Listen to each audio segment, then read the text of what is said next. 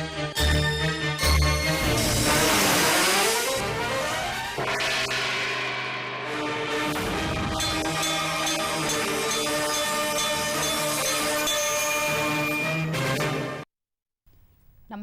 ఘంటారావానికి స్వాగతం. ముందుగా ప్రధానాంశాలు.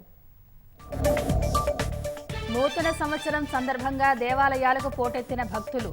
రద్దీ దృష్ట్యా ప్రత్యేక ఏర్పాట్లు చేస్తున్న అధికారులు. కొత్త ఏడాది రాష్ట్రంలో భారీగా మద్యం విక్రయాలు.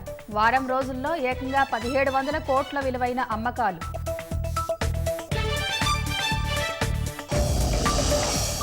కొత్త సంవత్సరం సందర్భంగా ముమ్మరంగా పోలీసుల తనిఖీలు.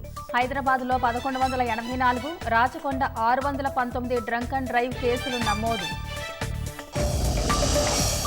ఈ నెల 13న ఆస్ట్రేలియా, 18న సింగపూర్లలో సీఎం పర్యటన. 21 నుంచి దావోస్ సదస్సులో పాల్గొనున్న రేవంత్ రెడ్డి. పత్తి రైతులకు దక్కని గిట్టుబాటు ధర. మద్దతు ధరలో 50 రూపాయలు కోత విధించిన సీసీఐ.